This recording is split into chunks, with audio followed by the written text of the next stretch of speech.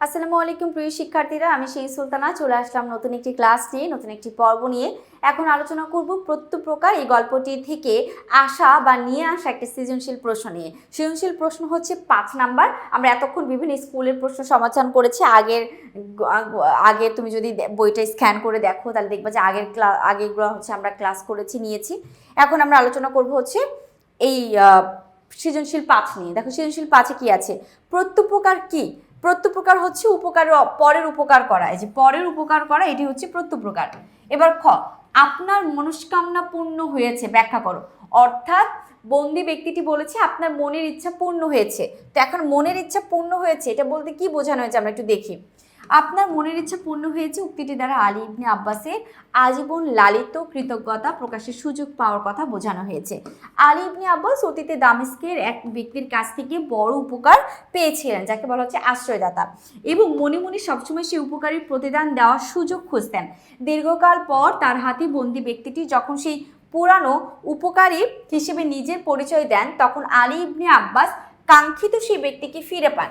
সেই মহান ব্যক্তির দেখা পাওয়া এবং তার উপকার করার সুযোগ তৈরি হওয়াকে এখানে মনস্কামনা পূর্ণ হওয়া বলা হয়েছে।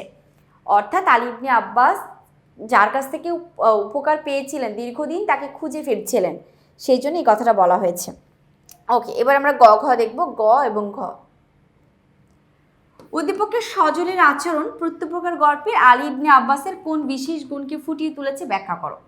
আচ্ছা, আর ঘতে আছে আরিফের নির্দোষ হওয়ার জন্য সজলের চেষ্টা ও অঙ্গীকার প্রত্যুপকার গল্পের মূল সুরকেই ধারণ করে। মন্তব্যটি আমরা বিশ্লেষণ করি। তাহলে আমরা গ ঘ দেখি।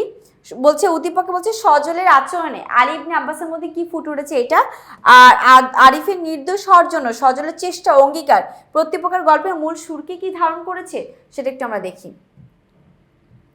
আরিফ ও সজল ঘনিষ্ঠ বন্ধু। একবার আরিফ সজলকে একটি বড় দুর্ঘটনা থেকে বাঁচিয়েছিলেন। অনেক বছর পর আরিফ একটি চুরির অপবাদে অভিযুক্ত এবং সজলের অধীনেই তাকে বন্দি রাখা হয়। সজল আরিফকে মুক্ত করার সুযোগ পেলেও আরিফ পালায় না। সে বলে, তোমার উপকার আমি ভুলিনি, কিন্তু আমার কারণে তোমার সম্মান নষ্ট হোক তা আমি চাই না। তুমি বরং আমার নির্দোষ হওয়ার প্রমাণ খুঁজো, আর যদি না পারো তবে আমি শাস্তি মাথা পেতে নেব। আমাদের একেবারে গল্পের থিমটাই কিন্তু উদ্দীপকে এসেছে সজল এবং আরিফের মধ্যে। সজল একেবারে আলী ইবনে আব্বাসকে সজল আরিফকে মুক্ত করতে চাচ্ছে। তো আমরা আমাদের গল্পের মধ্যে দেখেছি আলী ইবনে আব্বাস যে বন্দি ব্যক্তিটা ছিল তাকে মুক্তি করতে চাচ্ছে, আর এদিকে আরিফ কিন্তু একেবারেই বন্দি ব্যক্তিরই মতো। বন্দি ব্যক্তি সে বলছিল আমি যদি পালিয়ে যাই তাহলে আলী ইবনে আব্বাসের ক্ষতি হতে পারে বা মেরে ফেলতে পারে। সে কিন্তু পালিয়ে যান নাই। এদিকে আমরা আরিফকেও দেখতে পেয়েছি, সেও কিন্তু পালিয়ে যায় নাই। তো উদ্দীপকটা আর আমাদের গল্পের সমগ্র ভাবটা কিন্তু অনেকটাই এক অংশে মিল আছে। তাও আমরা গ আর ঘ নাম্বারটা এখন আলোচনা করি। চলো গ আর ঘ নাম্বারটা আমরা দেখে ফেলি। গ আর ঘ নাম্বারটা আমরা এখন দেখব। আচ্ছা, এখানে এই যে গ নাম্বার দেখো,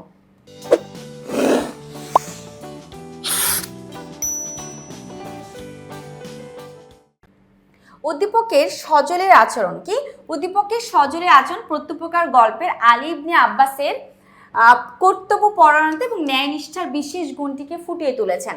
প্রত্যুপকার গল্পে খলিফা মামুনের নির্দেশে আলী ইবনে আব্বাস একজন বন্দীকে নিজের জিম্বায় রাখেন।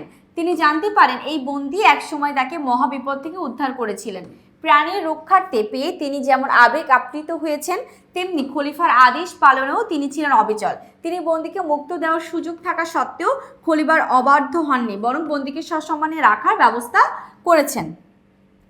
এরপর দেখো, উদ্দীপকের সজলতার বন্ধু রক্ষাকর্তা আরিফকে বন্দী হিসেবে পেয়ে আবেগ ভেসে যায়নি। সে তাকে মুক্ত করার সুযোগ পেলেও আইনের প্রতি শ্রদ্ধাশীল থেকেছে। আলী ইবনে আব্বাস যেমন ব্যক্তিগত কৃতজ্ঞতা বোধ ও রাজকীয় কর্তব্যের মধ্যে ভারসাম্য বজায় রেখেছিলেন, সজলের আচরণও সে একই ন্যায়নিষ্ঠ ও দায়িত্ববোধের প্রতিফলন ঘটেছে, যেটা আমরা দেখেছি। এরপর অর্থাৎ উপকারের প্রতিদান হিসেবে দিতে গিয়ে অর্পিত দায়িত্ব বা রাষ্ট্রীয় নিয়মের অমর্যাদা না করা, আলী ইবনে আব্বাসের এই মহৎ গুণটি সজলের মাঝে একেবারে পুরোপুরিভাবে বিদ্যমান। ওকে, তাহলে গ নাম্বার প্রশ্নটা আমরা খুব সুন্দর করে সাজালাম। এবার আমরা ঘ নাম্বারটা আলোচনা করব। দেখো ঘতে আছে আরিফের নির্দোষ হওয়ার জন্য সজলের চেষ্টা অঙ্গীকার প্রত্যুপকার গল্পের মূল সুরকেই ধারণ করে। মন্তব্যটি পুরোপুরিভাবে যথার্থ ও যৌক্তিক। ঠিক আছে, দেখো প্রত্যুপকার গল্পের মূল যে সুর হলো উপকারের বিপরীতে কৃতজ্ঞতা প্রকাশ এবং সত্যের প্রতি অবিচল থাকা। আচ্ছা, গল্পে আলী ইবনে আব্বাস যখন জানতে পারেন যে বন্দি ব্যক্তিটি একসময় তার প্রাণ বাঁচিয়েছিলেন, তখন তিনি সেই বন্দির জীবনের কথার জন্য খলিফার কাছে নিজের প্রাণ দেওয়ার প্রতিশ্রুতি দিয়েছেন। এরপর এবং বন্দি নির্দোষিতা বা পূর্বের মহত্বের কথা খলিফাকে জানিয়েছিলেন। অর্থাৎ তিনি কেবল অন্ধভাবে উপকার করেননি এবং সত্য ন্যায়ের মাধ্যমে তাকে মুক্ত করার পুরোপুরিভাবে চেষ্টাও চালিয়েছেন বা চেষ্টা করেছেন। তারপর দেখো, উদ্দীপকের এই সুরটি স্পষ্ট। আরিফ তার বন্ধু সজলকে বড় বিপদ থেকে বাঁচিয়েছিলেন। দীর্ঘ সময় পর আরিফ যখন চুরির অপবাদে অভিযুক্ত হন, তখন সজল তাকে অবৈধভাবে পালিয়ে যেতে সাহায্য করেননি, বরং আরিফ চায় সজল যেসব তার নির্দোষ দেওয়া হওয়া প্রমাণ খোঁজে, সজলের এই যে সত্য উদ্ঘাটনের অঙ্গীকার এবং বন্ধুর সম্মান রক্ষার চেষ্টা, তা প্রত্যেক গল্পের চেতনার সাথে হুবহু মিলে যায়। উপকারের প্রতিদান কেবল পালিয়ে গিয়ে বা আইন ভেঙে হয় না, বরং ন্যায় বিচার প্রতিষ্ঠা এবং সত্যের জয় করার মাধ্যমে হয়।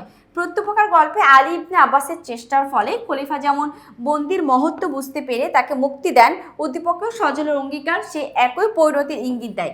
তাই বলা যায় সজলের চেষ্টা অঙ্গীকার প্রত্যেক গল্পের সেই মহৎ মানবিক ও নৈতিক সুরকেই ধারণ করে। আমাদের প্রত্যেকেরই এই গল্প থেকে শিক্ষা নেওয়া উচিত। আমরা সমাজে বাস করি, আমরা অন্যের উপকার করা আমাদের খুব দরকার। যারা আমাদের উপকার করেছে তাদের উপকার করা দরকার। কেউ যদি আমাদের উপকার নাও করে, আমার কাছে যদি সুযোগ থাকে, তাও যেন আমি সেই উপকারটা করি এবং ভালোবাসি। এরপরে হচ্ছে কারোর জন্য ক্ষতি না করি। আর কেউ যদি আমার উপকার করে, আমি যেন সেই উপকারটা স্বীকার করি। আমাদের সেই মন মানসিকতা রাখা উচিত। আশা করি আমরা এই সৃজনশীল 5 নাম্বারটা বুঝতে পারলাম। আজকে এই পর্যন্ত এই ক্লাসটি, পরবর্তী পর্ব নিয়ে খুব দ্রুতই আসবে। আল্লাহ হাফিজ, আসসালামু আলাইকুম।